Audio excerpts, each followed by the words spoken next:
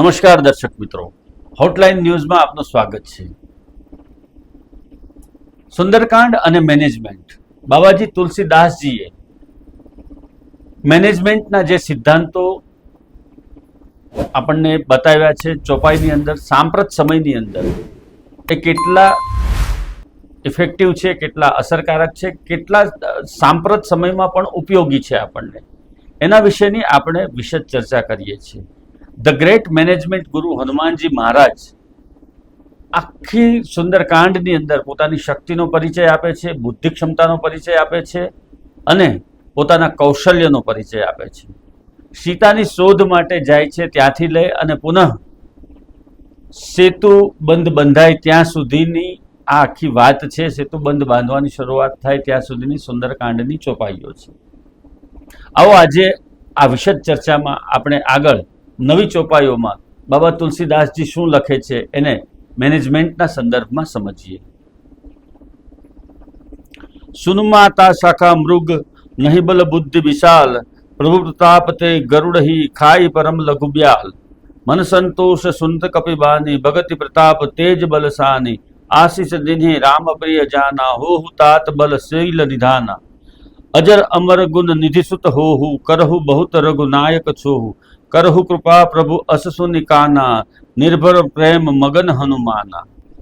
એટલે કે સીતા માતાએ જ્યારે હનુમાનજીનું આ વિકરાળ સ્વરૂપ જોયું ત્યારે એ કન્વિન્સ થઈ ગયા કે રામ કાર્ય કરવા માટે અથવા તો આ રાક્ષસોનો સામનો કરવા માટે તમે સક્ષમ છો, તમારામાં એ શક્તિ છે અને તમે આ કાર્ય કરી શકશો.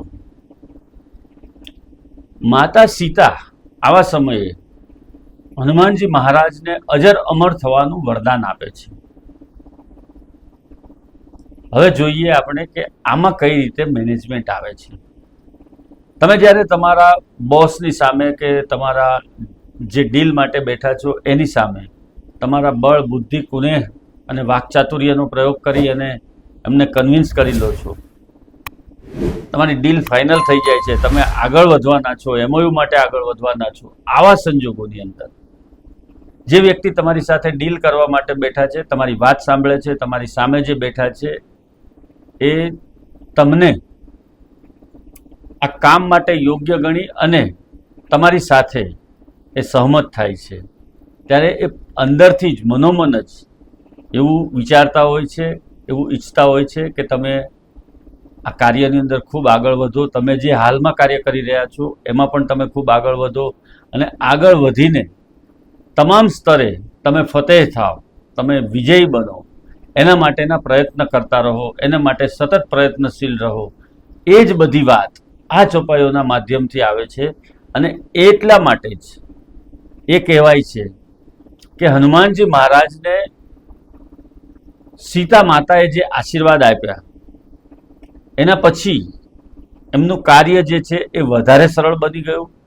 અશોક વનની અંદર એમણે જે કાર્ય કર્યું છે, સીતા માતાનો સંદેશો લેવાની વાત હોય કે ત્યાર પછી રાક્ષસોનો સામનો કરવાની વાત હોય, એ તમામ બાબતમાં માતા સીતાનો એમને આશીર્વાદ સતત રહ્યો છે.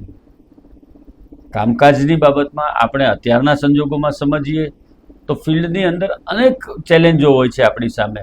જ્યારે તમે ફિલ્ડમાં કામ કરવા માટે ઉતરો છો, ફિલ્ડ કોઈ પણ હોઈ શકે, પત્રકારત્વનું ફિલ્ડ હોય કે બીજી કોઈ નોકરીનું ફિલ્ડ હોય કે બીજા કોઈ પણ સામાન્ય વેપારીને ત્યાંની નોકરી હોય કે મોટી કંપનીના તમે CEO, તમારી સામે સતત ચેલેન્જ આવતી રહે છે અને એ ચેલેન્જને પાર કરવા માટે તમારે જે પ્રમાણે કામ કરવાનું છે અને સામેના વ્યક્તિનો વિશ્વાસ જીતવાનો છે, એ જ વાત ફરી ફરીને અહીંયા રિપીટ થાય છે કે તમે તમારા બળ, બુદ્ધિ અને કૌશલ્ય એનો પરિચય સતત આપતા રહો અને સફળતા મેળવતા રહો.